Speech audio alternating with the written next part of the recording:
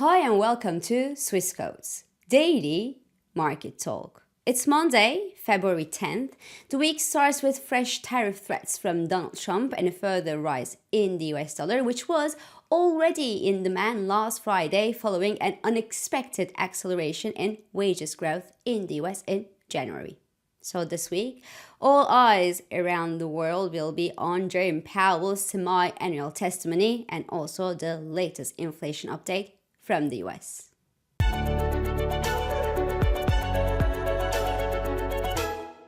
So another week starts with tariff threats and renewed stress around what the Trump will say and do to shake international relations and the trade situation. This time, it is everyone that applies tariffs to the US will be hit back with the same tariffs, and all aluminum and steel imports toward the US, no matter from whom, will be facing a 25% tariff. Voila. So, mood this morning in Asia is pretty mixed, to say the least. Aluminum and iron ore futures are slightly down at the time I'm talking here this morning. The US dollar index is up again, and the commodity currencies like the Aussie and the Loonie actually opened the fresh week with a gap lower, but the Aussie dollar actually managed to recover some of these early losses. The swift recovery in the Aussie was certainly due to the encouraging data from China over the weekend that actually showed that inflation in China advanced to the highest levels in 5 months, and that's thanks to increased spending during the Chinese New Year holiday. But still, sentiment across the Asian markets this morning is quite mixed, as I said before, with Australian equity markets, for example, not particularly welcoming the fresh tariff news from Donald Trump, while the FTSE futures in the UK are holding up quite well this morning with actually a slight advance at the time I'm talking here. The rebound in oil prices, for example, on fresh US sanctions on Iranian crude exports and also the encouraging Chinese inflation data over the weekend helped counterweight the negative impact of softer metal prices this morning. And as for oil, while good news from China could eventually throw a solid floor under the US crude sell-off after the price of a barrel of crude approached the $70 per barrel psychological level last week and rebounded from there. So, as I said, the week starts with mixed feelings, and also Friday's jobs data from the US was all but ideal for global financial investors. The US actually posted slower than expected non-farm payrolls on Friday and acceleration in the wages growth in the month of January, all the contrary of what you would call a Goldilocks scenario. Now, the annual revision to the non-farm employment, on the other hand, was just less than 600,000 jobs as expected, so that was not a major issue. But of course, this combination of slower job additions with higher wages growth didn't enchant the Fed dose at all on Friday. So the US 2-year yield jumped to flirt with the 4.30% mark after the data, as the US 10-year yield advanced past the 4.5% level.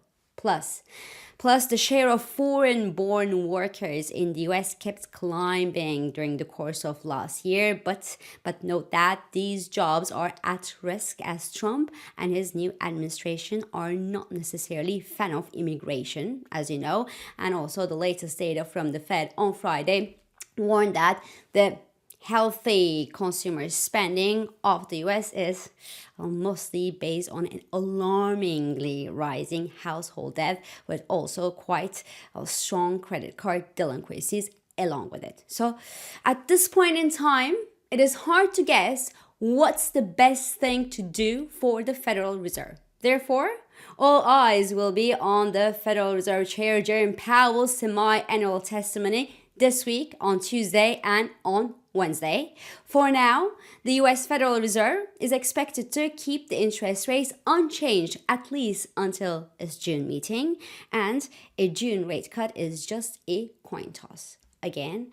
The US exceptional growth story of the moment is quite based on exploding private and public debt levels in the US, Trump's plans for mass deportations, and the sizable tariffs hint at a potential uptick in the US inflation in the coming months as well. And the US inflation has already started showing signs of some heating up already since last fall. So let's hope that the fresh update for the US inflation this week, that's due on Wednesday, doesn't add fuel to fire. Because the headline inflation in the US is expected to have steadied near the 2.9% level last month, but not helping at all are the California wildfires that are actually expected to cause a jump in new and in used car prices, and also the bird flu, which is sending egg prices in the US soaring.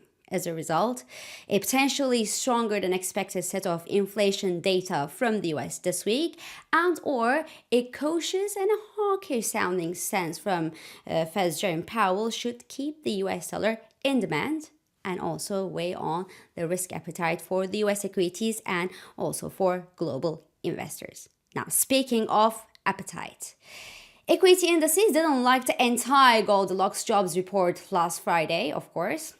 So the S&P 500 retreated 0.95%, while the Nasdaq 100 fell 1.30% on Friday's trading session. Also remember, the Magnificent Seven earnings were robust, but not magnificent.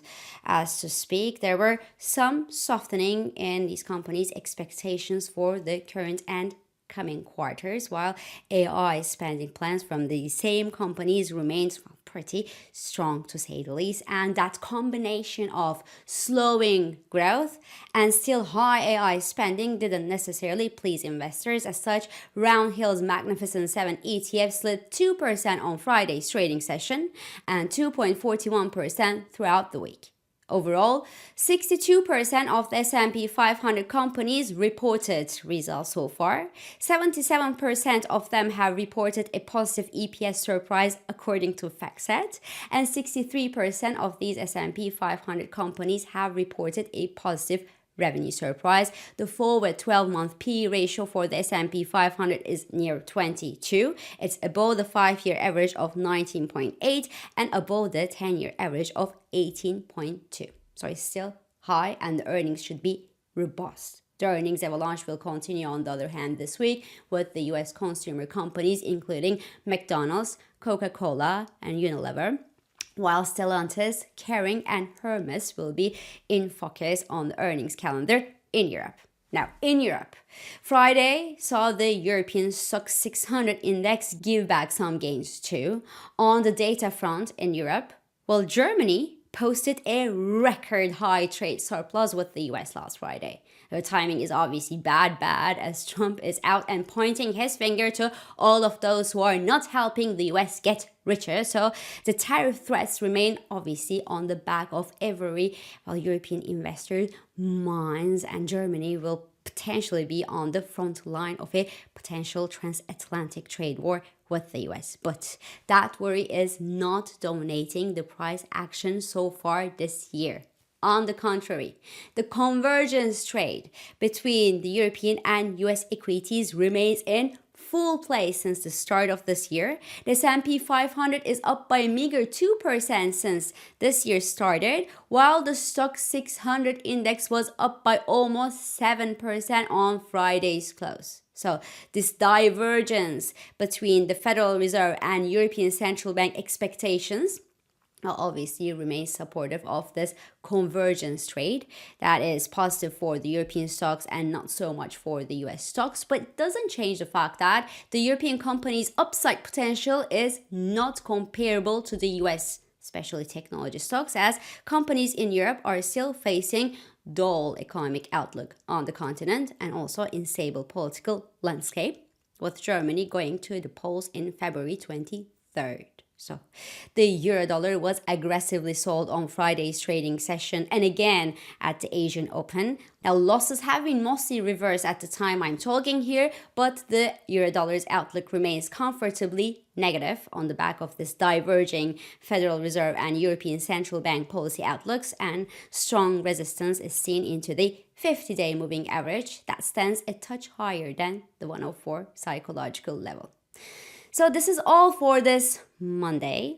I'm İpek Özkardeşkaya and thank you for joining me and thank you for all your beautiful and supportive comments. I hope this episode of Market Talk has been helpful and it has been insightful to you. So please do not hesitate to leave your comments, your reactions and your questions below as usual. Follow us on Instagram, on X and on LinkedIn for regular market updates. Subscribe to our YouTube channel for daily market comments. And please don't forget to hit the like button on these videos to let us know that you enjoy them. So I will meet you again tomorrow. And until then, good day trading.